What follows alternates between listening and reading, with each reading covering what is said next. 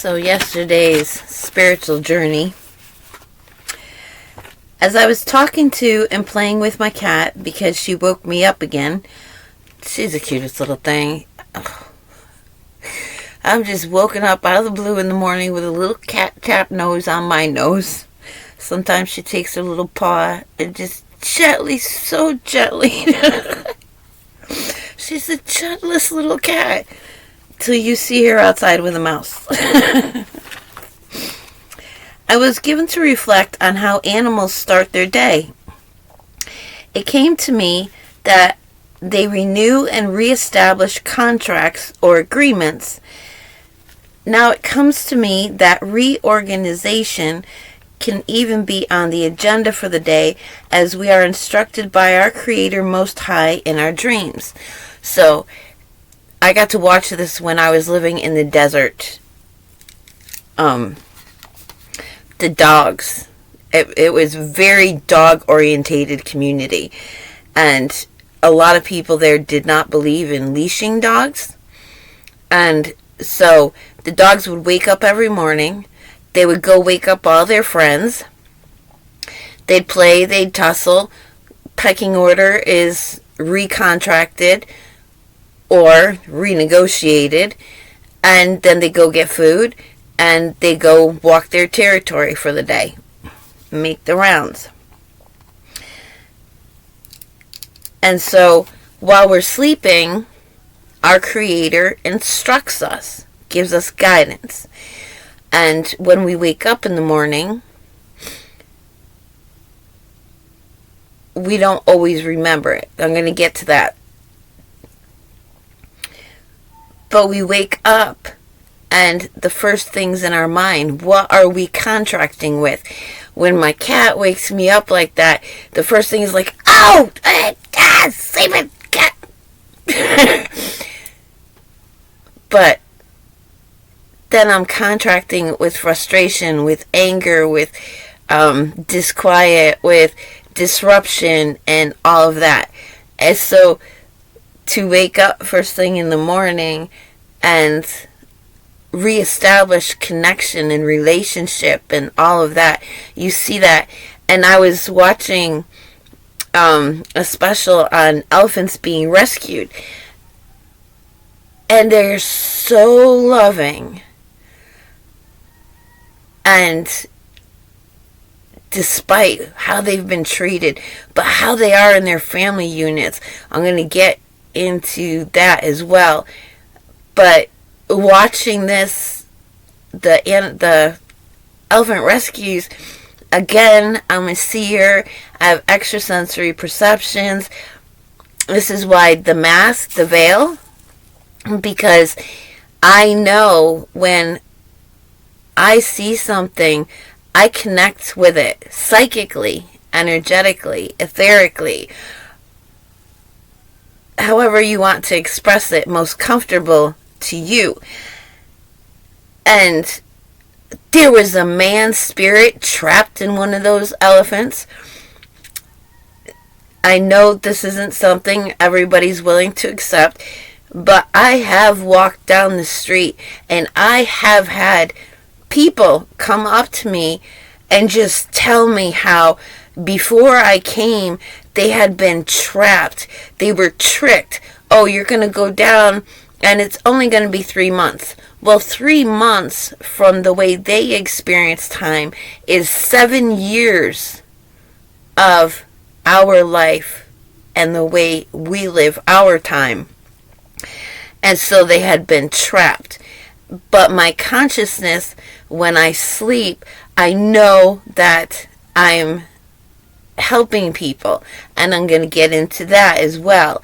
So this is going to take you into what's possible for us as men, as man, as mankind, male and female.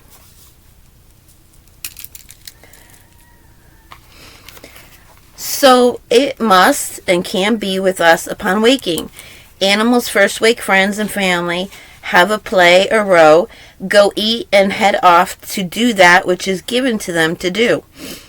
We can pray upon waking to reaffirm or renew our covenant with our Creator Most High, move about reaffirming or renewing our covenant with the body, physicality, earth, a little jig, a wiggle, a shake with joy, eat, who we eat with, how we eat, and what we eat, being a covenantal promise event in itself. So there's a saying in what we refer to as the Middle East, in the Arabic or Arabian, Semitic tribes, peoples, that there's no salt between us. They haven't eaten at my table. We are not friends. We are not close. But if we have salt between us, there's salt, a friendship. We've eaten at the same table. We've shared the same food. That salt is a preservative. It has minerals in it that nourish the body, that are vital. And there's just so many qualities of salt to look into. And being salty is being a little bit tough, rough, but playful in a way. Able to take the hardships of life, the rough edges and stuff like that, with a sense of humor, is how I imagine somebody with a salty personality. You know, like, if somebody comes up and says something really arrogant and stupid, and the salty one just comes back and, in a fun way, exposes that they're being ignorant. But we've all been there. We've all been young. We've all had that perspective. And we've all been young and stupid. So that's how I imagine a salty personality. You are exposing, you're disinfecting, but you're preserving, nourishing, and establishing that you haven't done anything anybody hasn't done before. But stop doing that. Don't do that. So it now hits me while I was writing it in a new way that the Shabbat, or the Sabbath, breaking habits to prove they don't lord it over us. We're told in Scripture that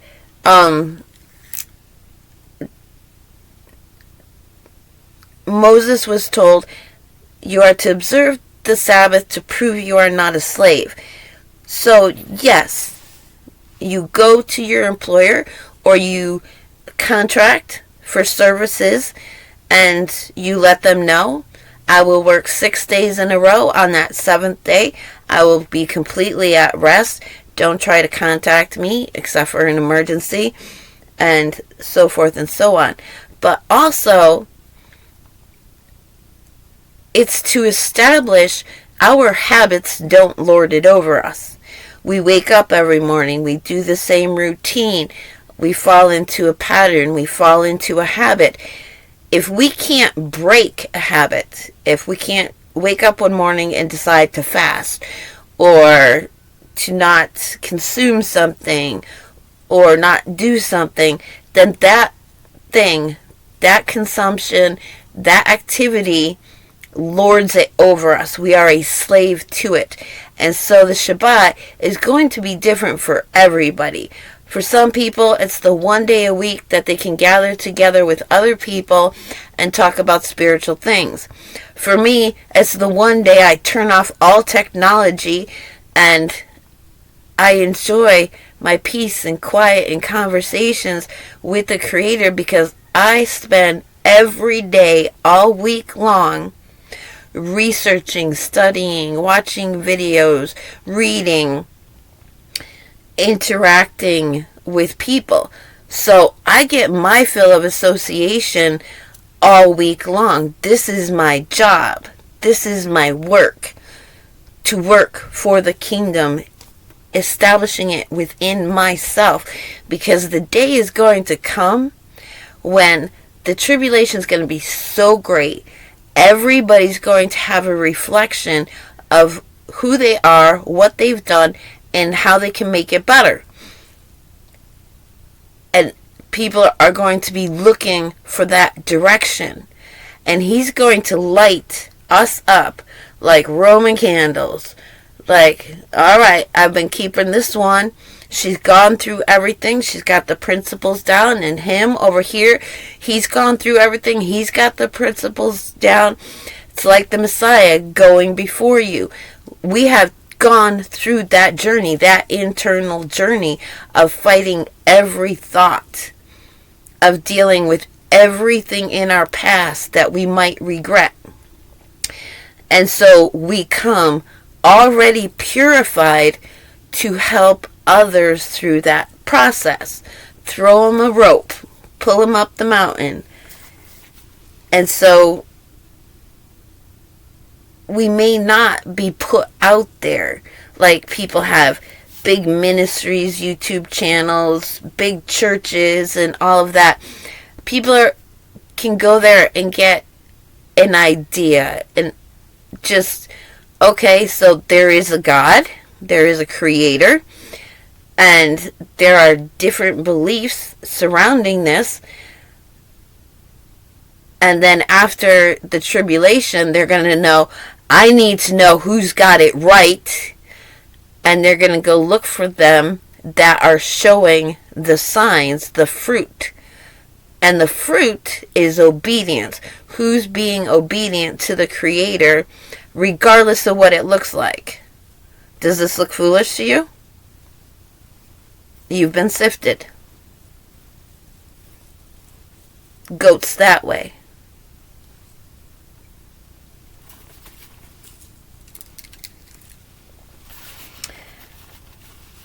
So, after the bit about the Sabbath, I was then reminded of a glimpse I had of how even in our sleep, if one's dreams are troublesome or need redirecting, a family bed with little ones allows a nudge, a warm embrace, or touch guiding one another even in our sleep. Reminded someone of someone trying to wake me up only to get "she's busy" from out of my mouth. So I was sleeping, somebody tried to wake me up, and all they heard was "she's busy." And another time, the guy was like a psychic to Angelina Jolie, Brad Pitt. His parents helped found the New Age movement. He is in the royal family bloodline for Spain. So he was quite impressed with my intuitive abilities. But my messenger would pop up. This was when Yahoo Messenger was big. And it would pop up every morning when I'd be doing my spiritual stuff. And I'd ignore it. He's like, I know you're awake. I can feel you. I can feel you. I know you're awake. But he knew I would not respond until I was done recording the information that I was receiving. But he said one night he knew I was sleeping, so he went to find me.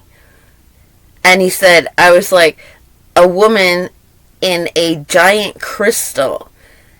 And he came, and my response was, you get enough time with me during the day when we're awake. Go now, I'm busy. So I also had a daughter where I was sleeping. I was awoken in my sleep. So even in my sleep, I will sleep. My consciousness will rest. And I was sleeping in a field with my son. And I was woken up suddenly. The men who become wolves are coming. Get inside. And so I went into a house, and it was, a little beat up. And everybody's in the house, and they're nailing wood across the windows. And my daughter's on the floor, and she's starting to get possessed, like a demon's about to come out in her. And I'm casting that out. I wake up. I sit up in bed. My hand goes to my daughter, and the man that I was with, don't go there. I was ignorant at one point too. He sat up, and he grabbed her as well. So we had this, like, she was going to be taken. Her spirit was going to be taken from her. And so we both woke up and grabbed her. That's why the family bed. And that's why with the elephants, they're always touching, they're always reassuring, they're always communicating. And so it can be with us in our families. In our culture, I understand it's difficult because of my abusive upbringing. The first time my first child came up and kissed me on the lips, I froze. Is that appropriate? I was kissed on the lips by an adult, and that was not appropriate because that became other things. But in other cultures, people kiss each other on the lips all the time. That's how they greet each other, parents and children, and there's nothing untoward going on. It's quite healthy. And so these are the glimpses that I get of the future. Imagine a future where every child is safe, and even they're not thrown off by themselves, sleeping alone in a room. And you see the camera footage, the nanny cams people have with their kids in the cradle of ghosts and spirits messing with their children. They can't do that if everybody's close and within arm's reach of one another. Like, you don't even have to be on the same bed. Let the child sleep on a, mattress next to you or something, and you can reach over and you can reassure them, remind them, this is the path that we are on. You are safe. You are here. You can do those things. But that's just kind of the feeling that I nurture in myself so that I keep moving forward because I want to live a life like that. So next, experiences of dream sharing that I've had are brought to mind of rescuing, and I just shared those. It then occurred to me, that if we first give place to misery, stress, anger, and such, we are covenanting with them to include them with our day ahead, along with all their consequences. So we wake up and we're just throwing anger down the road ahead of us. Throw that anger down the road. How big, how far are you going to throw that anger? How far are you going to put off that issue before you come to terms with it? And so then you walk down that road where you've thrown your anger, which is your day, and then you bump into a bunch of angry people and you get angrier, they get angrier. Anger becomes the god of the entire town. Everybody's having a road today. We don't want to do that. We want to wake up with patience. Oh, that irritated me, but that's okay. She's communicating with me. She's so gentle. She's so nice. She's so sweet. And she lives a different life than me because she's an animal. I'm not always an animal. Some of us are animals. So then I put understanding, compassion, patience, sincerity, and I meet each thing like that, and it's like a river pouring forth because it's soft and it's gentle. So the first few footsteps, that's what I'm walking in, and it's going out like a river, and it's flowing to those who can embody it. And so throughout the day, I follow that river of compassion and kindness that I've been given to move ahead of me down the road, and I walk in that. It takes time. It takes time. But it happens because a lot of that anger, that fear, that frustration that we threw down the road, we've been doing it for so long, like to our graves. We've got that road covered to our graves. So now we need the water of compassion and kindness to smooth over those rocks that we've cast down the road, to pave the way for us, to redefine the experience we will have in the days to come. So another topic that's been on my mind is stars as portals. I'm going to put it this way. because you have to get into the flat earth is the biblical earth. So, and I saw it in a video when the elephant rescues, they portrayed it correctly. They didn't show like a globe and then coming through, empty skies and clouds and then zooming in on where the elephants are at. It showed that the atmosphere around the earth, the outer atmosphere, is filled with stars, little dots. I was like, they're portraying it on a science. I think it was like National Geographic. It's right there in the open for those willing to see it. They know that the heavens are not like, the stars are not billions and trillions, and they'll show the sunrise with the clouds moving behind the sun. They don't hide it. I'm like, okay, I'm with these creators. It's the truth. So now, if the stars are plasma orbs floating in, don't forget we have the heavens separated by water. So you've got where our birds fly is called heaven. Where we see our clouds is called heaven. Then there's another veil separated by waters in which the stars speckle the sky, and they are plasma orbs. And then after the separation of those waters, we have the heavens where our Creator set his throne. So stars as portals. We're going to use people as an example, okay? So meeting me is a portal into a realm of whatever it is that I choose to embody, and all who are associated with me and my embodiment. My plasma happens to be contained in a physical, corruptible body. So there's plasma in the blood. They don't want your blood anymore. They want your plasma. They want your soul. They want your life force. They want the essence of who you are, and they want to draw bits of that out. And you'll see that it's no longer a blood drive, it's a plasma drive. So it's coming out. You're being told you are plasma. You're just encased in a body. So you have those orbs of plasma that we call stars and planets. Some have lost their light. They're no longer stars because they have fallen. Okay, the planets are stars that fell down. They went bad. They went rogue. That's why there's no life in them.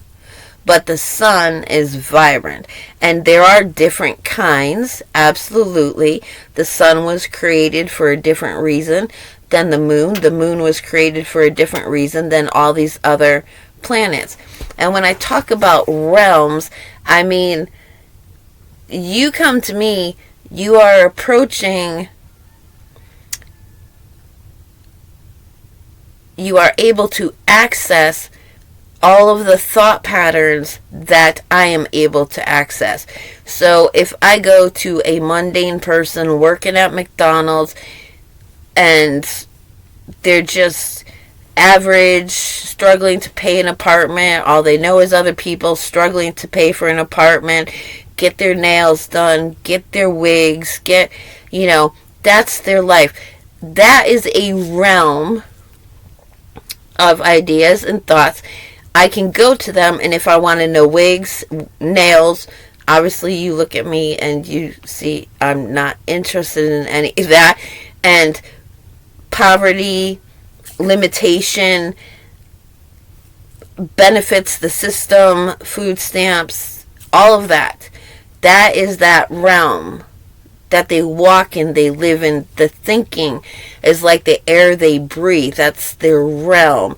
Those are the thoughts that they can access.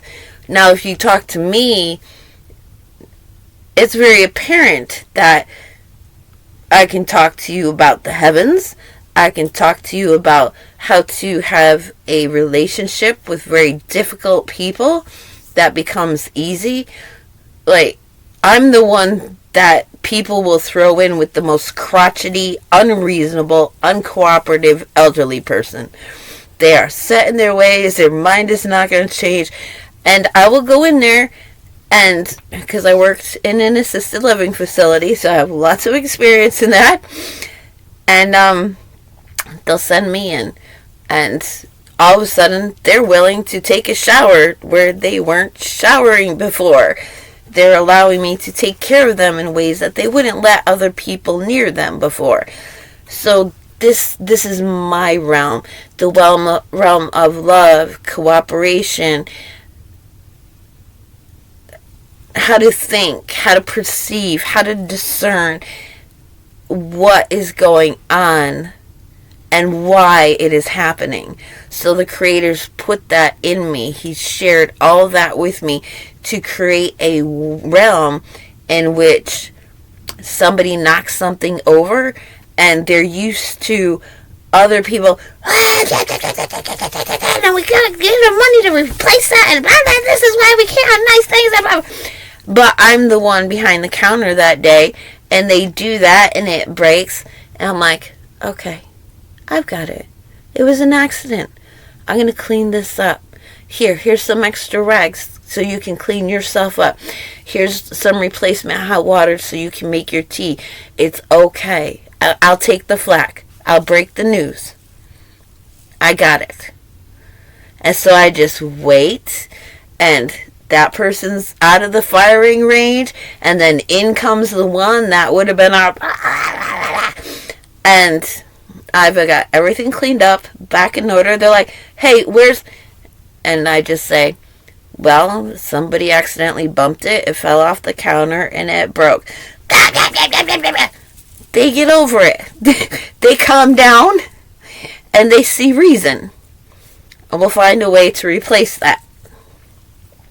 And now that person who would have normally been torn up, threatened, and all of that gets to be out of that, and maybe they'll come back later like, you idiot, you broke my thing, and then can be like, yeah, I know, I'm sorry, but they're calmer.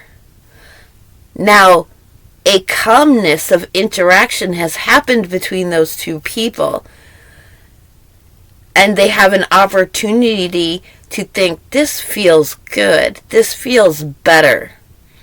I think I want to have this interaction continue in this manner, and so that they can go on and become gentler people. And when they become gentler, they hear more. They understand our words more. And so then they can receive information about our Creator and how He can continue to use people like me to make life better for themselves, to be that example, to be that card that our Creator plays on the game, in the game of life. Like, I'm gonna pull this girl out. That's my card. You see a queen over here. I'm gonna put the queen in. I don't go around thinking of myself that way, but sometimes, you know, I guess we're supposed to.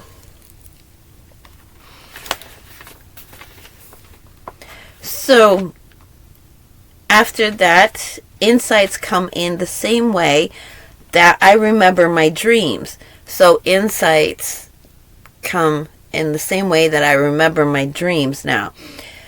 And the way that I do that is I record key feelings and main points and characters, and then slowly throughout the day, more is recalled to me just as insights are expounded upon. So I'll start with a dream, and I'll wake up, I'll be like, woman, uncomfortable, water,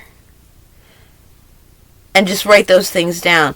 And then I get, okay, the woman was a motherly figure, and the water was disturbed, so the emotional feelings that I'm having with somebody who is playing a motherly role is uncomfortable for me, or is dangerous for me. Okay, And then a couple hours later, some more of the dream will come. And it's the same thing with these insights throughout the day. So as I'm reading, you can see how my day develops. And I'm out, I'm cutting wood, I'm taking care of animals, I'm picking up other people's deliveries, I'm doing chores, I'm getting things done. And all of this is happening while I'm going through my day, being responsible and providing for my physical needs. Apparently that's a big thing. Like, what do you do for a living? Like, I breathe and my Heavenly Father puts life in me? Oh, no. I mean, what do you do for a living? Like, do you have a degree? Do you have a diploma? Are you important enough? Do you have a high enough falutin job for me to want to talk to you? Like, no. So in Psalms, King David sang of our Father Most High, singing him to sleep. When I finally read that, it was just the relationship that King David had with our Creator. And I learned that because our ears don't register the hearing level that our Creator, his voice, manifests at. So for me, when I close my eyes and I see images as I fall to sleep, that's our Creator singing me to sleep. I was in awe. I was just like, whoa, our Creator. And for somebody else, it may be sound. I don't have a lot of far hearing. I mean, I'll hear buzzing when I know entities, spirits, and thought patterns are coming close. And once in a while from the other side, I'll hear my name or maybe a knock on the door. But that's it. I don't get like sentences and conversations that are audible. And so I don't expect to audibly hear our Creator. But his word, his voice creates. And it's creating images. And then I realized, oh, the angels with all the eyes, because I will see, sometimes they'll have faces of animals, sometimes of people, and it will be an eye opening and receiving, and then closing and moving away, and then another eye, and then, so I'm not seeing like this whirly, swirly thing full of eyes, but I'm seeing eyes, and I'm understanding now, these are angels receiving what I'm saying while I'm praying, and then they're bringing it to where it belongs. It's just amazing to be able to do this. And I know he's going to let other people see that way too. That's our natural state of being. That's one thing that I've noticed about our culture. Any tribal culture has initiations, so coming of age. The women learn how to do women things. They go to the red tent or red lodge when they reach that age and puberty kicks in, and they learn how to establish a relationship with spirit and spiritual things in that tent. The men, the males, the boys, they hit puberty and they're out in the woods with nothing but maybe a knife, and they have to provide for themselves and they have to get their vision. And it's like the stories in the Bible with the child hearing, the Creator and going and waking up the priest, like, you called, and then the priest finally says, oh, no, that's the Father calling you. Respond this way the next time you hear your name called. And so there's every child had that relationship, and they were expected to. If you didn't survive, bring back food for yourself, clothing made for yourself, and you had no vision for your future, you were not yet an adult member of the tribe. You could not sit in council.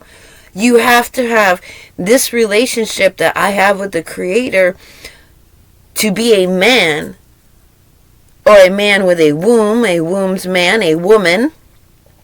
You have to have that establishment. I know what my role in life is now. I can speak with the Creator. I know how to recognize what the Creator has for me and how I can communicate with the Creator. And so now I am a responsible adult. I am responsible for feeding myself, clothing myself, sheltering myself, and my walk in life with my Creator. These are the things that make you a full adult human being, a full adult man, or wombed man, woman. And that has been known. They took that away from us, and our Creator permitted it because we weren't appreciating it.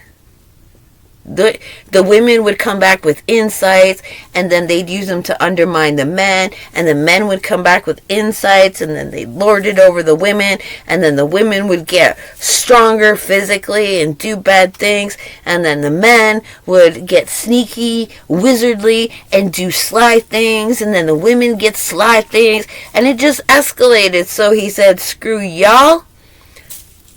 You're going to work every day of the week. No time off, and somebody's going to tell you what to believe because you all can't handle a relationship with me. I don't want to hear from you. There's a story in the scriptures of Satan and one of his angels, like, writing complaints against our Creator's people, the ones that are obedient to him, day after day, giving it to the angels. Take this accusation to the Lord, to our Creator. They're doing this, they're doing that. Take it. And that angel would take it every day and throw it on the brazier, set it up in flames, because the Creator already said, I don't want to hear no complaints about my people. I know who they are. I know what they're doing. I've got it covered. I don't want to hear that. And so the angels in charge over Satan and Azazel, obviously at that time, were just like, okay, we'll take the complaints. Thanks. The Creator never got them. So, there are people that our Creator wants to hear from, and people He does not. And if He doesn't want to hear from us, He will take His name from our lips.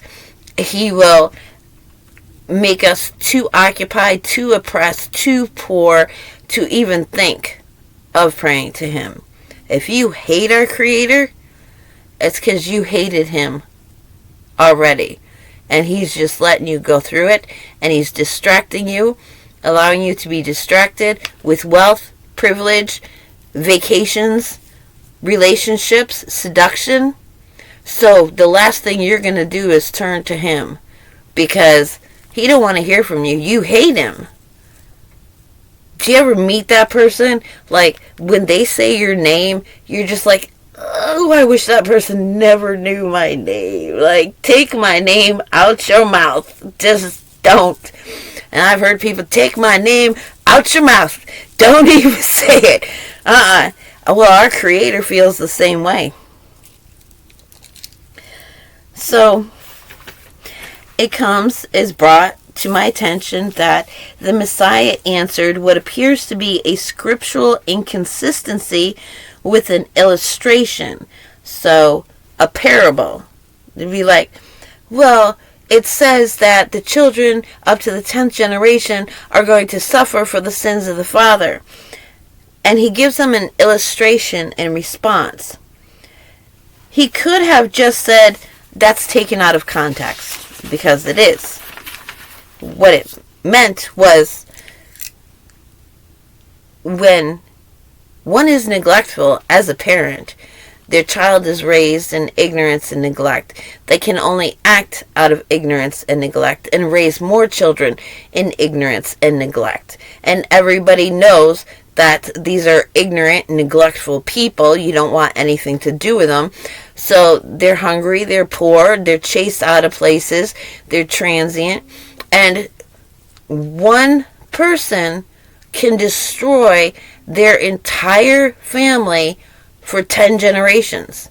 That's what we do. And that's what that means. But people take it out of context that the father is going to persecute and send bad, evil things to these children. It's not true. Because he'll keep a king on the throne just so their child can inherit, because they know that that child is going to be righteous. So he will treat somebody good for the sake of that child that he knows is going to be good. It's not just all downhill when it comes to our Creator. He builds uphill too. So instead of just saying that was taken out of context, he goes into an elaborate explanation about having to read the Torah and books of wisdom in their entirety to get an understanding. So he's taking people out of the realm of A plus B equals C, 1 plus 1 equals 2. He's taking them into the realm of imagination. Imagination is creative. It's a creative thing. We can create. Our imagination can be fed with compassion, and we can broaden our perceptions. We could say, that was a crime. A plus B equals C. Jail. Or we can come into the imagination, expand it, parabolize it, make it a parable. This person was hungry, neglected, took something. The reason they're hungry and neglected is because this banker, I'm seeing it right now in my experience. This is how it goes. You order online from Walmart. You get your delivery. You're like, oh, thank goodness, Well, Walmart doesn't just charge your card for the amount of the product. They will hold. So if you buy something for $50, they will put a hold on $75. And so, say somebody has disability, they get $1,000 a month or $1,200 with the food allotment, and they order something online, $500 worth.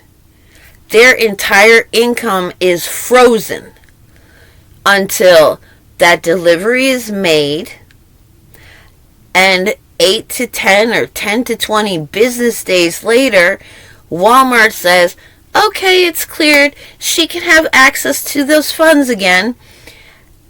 But on the bank statement, it says you're in the negative.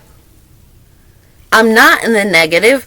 Walmart is withholding more than I agreed. I agreed that this product is this much plus tax, and shipping is free. But it goes on as a credit. It affects your credit. And so you go and you're like, okay, I want to rent this place, and the landlord does the background check and says, oh, you have horrible credit with the credit union, with the bank. And you're like, nothing happened. I did not overcharge. I did not over withdraw. That's Walmart. That's what they do. I gotta wait, 10 to 20 days before I can access my money again. It didn't go anywhere. I didn't do anything with it. It's still credited to me. Just Walmart put a hold on it. Why is the credit union putting a hold on it? Somebody can't make their bill. They didn't know that this happens. So they've got their rent due, but they can't get their money because Walmart has a hold on it, and they gotta wait. And their credit's bad. They can't rent a new place. That person is starving and on the street because they did not know money changers are corrupt thieves. If they're out there making money, handling money, no. Do you think the credit union we serve the community? No, you don't. You serve to make the community poor by agreeing to allow Walmart to do this. What's wrong with them? Why do they let them do that to people? So these are just the kind of things that go on in our society. So now we know that the Messiah, he took people from factual, they've got bad credit, I'm not renting to them, to, you know what, they're on a fixed income, they're responsible, they're not stealing things, they're not buying drugs, they couldn't do, their money's in the credit union, they keep, it's all here, what they do with their money. So I'm going to rent to that person, and I'm going to understand that maybe they didn't figure out yet that Walmart withholds up to twice as much as what's being actually charged. So it brings them into the realm of imagination. Now we've gone off into that realm of imagination, understanding and including the more Gnostic teachings. That's where he's trying to take us. That it has to do with the kingdom within, with what thoughts we accept and act upon, and which thoughts we don't, which feelings we pursue and which we don't.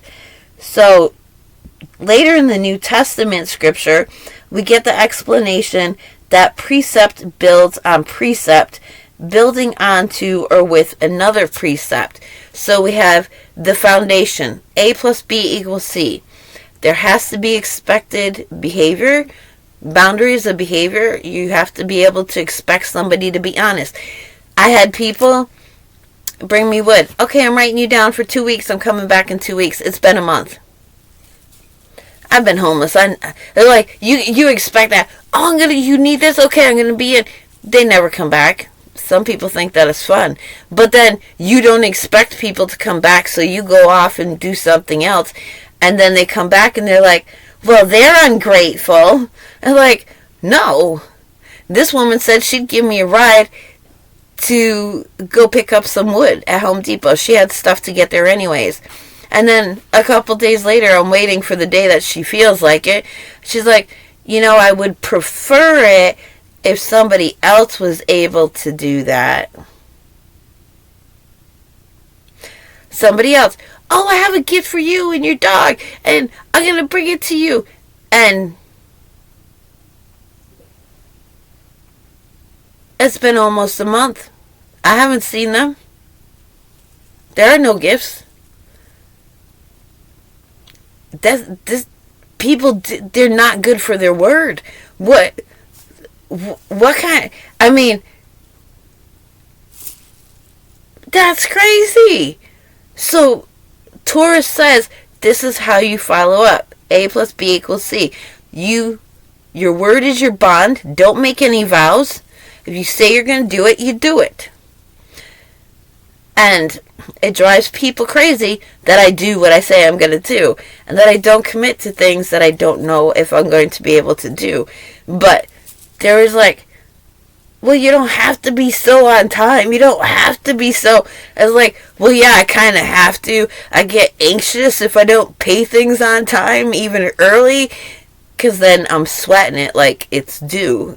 I don't do that. I just don't. If I can help it.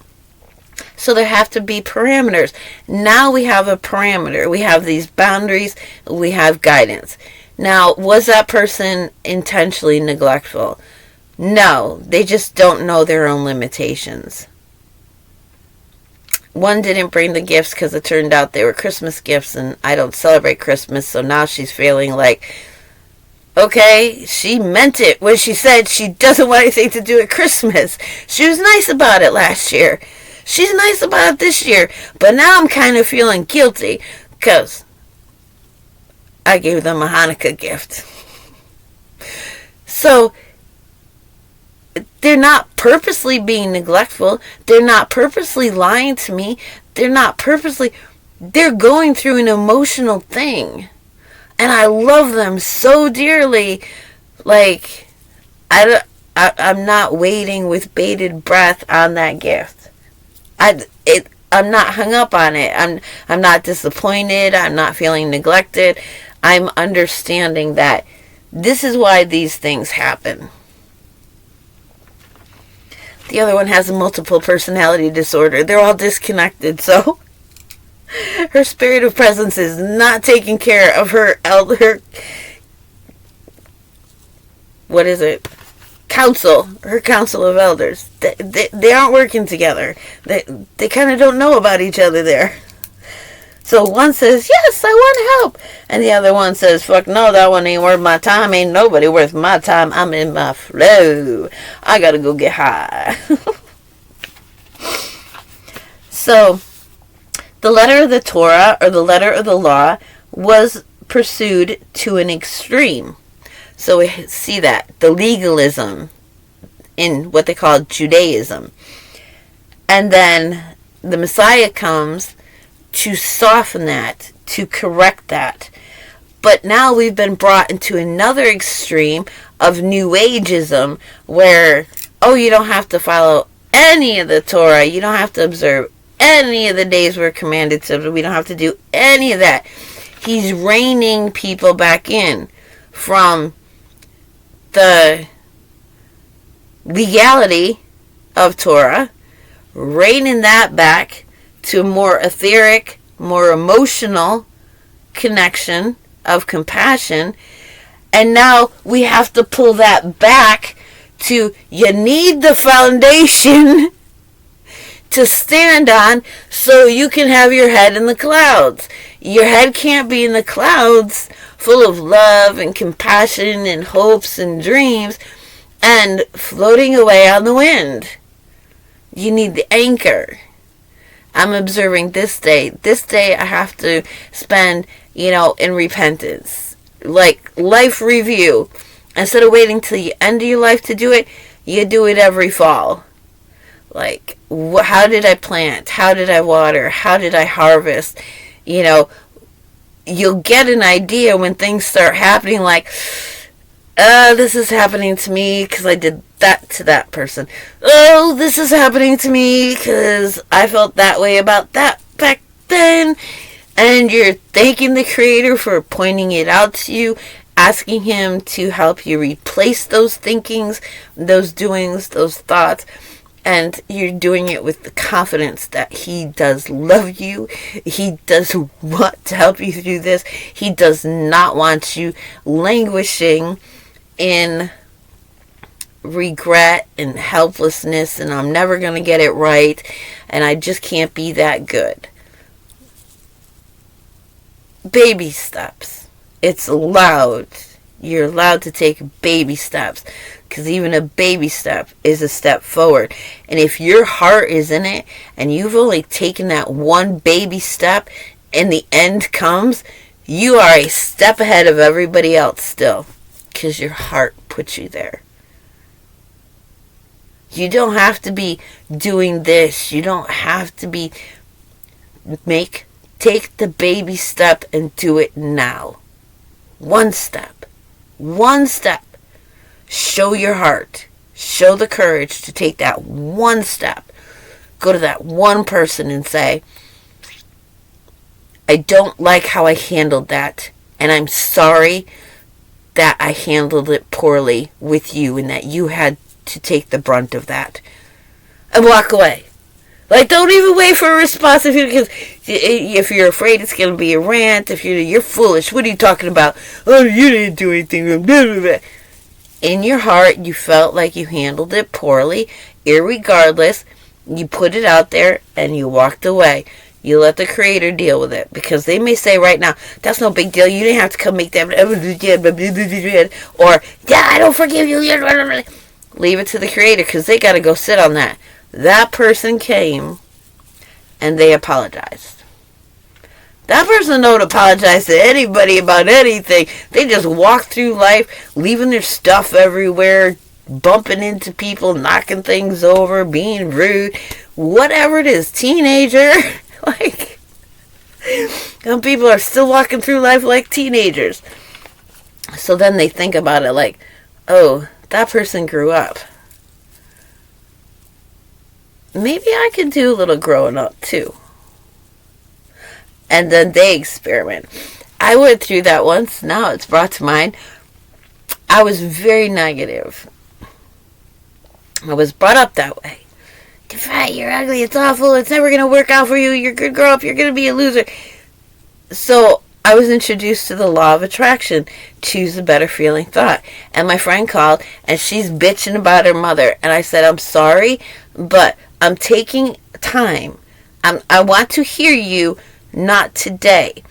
I'm taking time where I only want to listen to good things for a little while. I'm not saying that you're bad for telling me this. I'm just telling you that for a time, I need to hear only good things about other people. I need to hear people talking positive about things in their life. And she got mad. I didn't hear from her for a couple weeks. And then I get a phone call. You know, I tried that, and it really worked. It was really helpful. She's not talking to me because I do this thing, and then she imitates it, and she is rewarded with it. Like, we have to allow time, breath, and distance in relationships for that process to happen. They gotta go have their fit. I had a daughter. My children very rarely threw fits. This one, it was her first and last fit, and she did it right in the middle of like Walmart or something on the floor. I'm standing over her. Are you done yet? People are watching. She gets up, she looks at me, she says, sorry, mommy. I didn't even ask for a sorry. Like, she's like, I'm done. I'm like, all right, let's go. I'm sorry for all you people who cannot listen to, a 3-year-old screaming. But it's one of the proudest moments of my life. Like, I raised a child who could just emotionally do her thing, get up and say, oh, I'm sorry you had to sit through that. I'm ready. I'm good to go now. Let's go. Come on. How can you... don't tell me how you can witness that and not be all like impressed, because there are adults that can't do that. Go out in the woods, go someplace, scream your head off. Hug the tree, tell you you're sorry because you didn't mean to pollute it with all your anger, or you don't have to. It's just a tree in your experience, and you go off to resume your day. Alright, got that off of my chest. Let's go. Moving forward now. We have to allow time for people to have those experiences. So the letter of the Torah, or letter of the law, was pursued to an extreme. The Messiah added to the Torah with love, compassionate understanding, and by forcing the imagination muscle to start working, used parables, illustrations, taking the Torah for them into a more etheric or Gnostic realm of understanding. New Age is the extreme of the spiritual aspects of existence without the foundational precepts of Torah as well as compassionate understanding. So now we must bring it back down to earth where our wedding garments await for us for donning. We are getting our vessels ready. That's what stage we are in right now. Those who are going to be used to help other people we are going through trial by fire. We are being prepared because, as I said, that event is going to come that everybody's going to know where we stand, what's going on, the veil's removed, like there's no separation between earth and heaven, and alright, this is happening, this is gonna happen, ain't nobody lied about this, oh dang. Where do we go to? Who do we look to? And so he's going to then raise people up. So right now there are some of us that are going through it hard.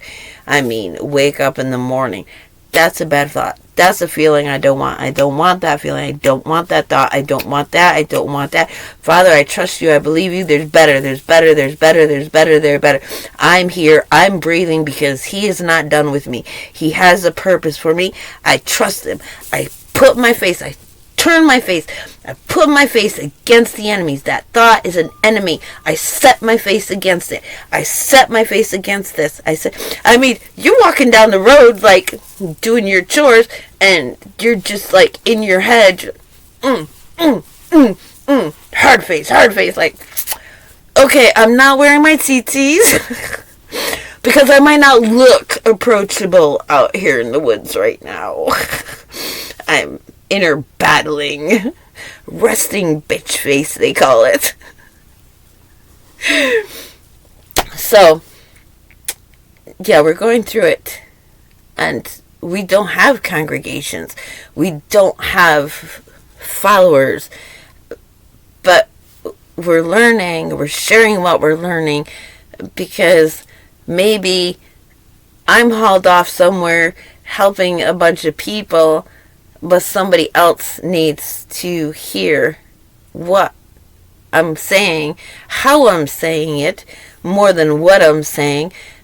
They need this. Maybe it's somebody in the Middle East. She wears veils. She's required to. And she's like, how do I express this? How do I get this information? How do I share it?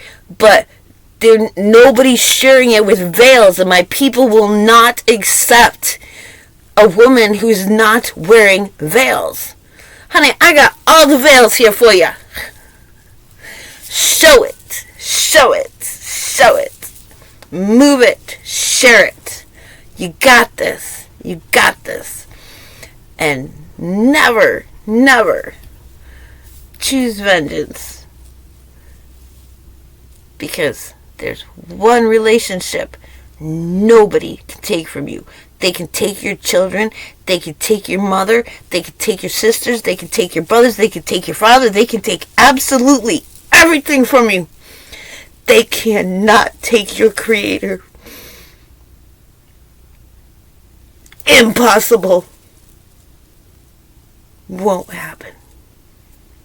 Look to Him. Trust Him. You're not alone. You are loved. You are counted. You matter. You're making a difference. Just letting those thoughts take up space. Your mouth can't take up space. Your hands can't take up space. The works that you do can't take up space. Your thoughts take up space. Make them righteous. They're hating, they're spitting, they're beating. My Creator loves me. I breathe so my Creator can love me. I breathe so my Creator can love me. I got a little song, so I say the Creator's name is Yahuwah. And when I'm feeling like lost and grounded, I don't know what to say, I don't know what to do, or some bad thoughts penetrating, it's a ditty. I breathe so Yahuwah can love me. And then some bigger thought comes on a higher level. I be so Yahuwah can love me. And then the whole, I am angry, I'm the declaration. I am so Yahuwah can love me. And I will sing myself up and down, covering my earth, my middle ground, and my high heavens within myself. I breathe so Yahuwah can love me. I be so Yahuwah can love me. I am so Yahuwah can love me. I be so Yahuwah can love me. And I breathe so Yahuwah can love me. And I can do it inside my head without making noise. Because obviously, I'm not a really good singer. So there you have it. The whys, the hows, the wheres, the whens. It's coming, my friends. It's coming.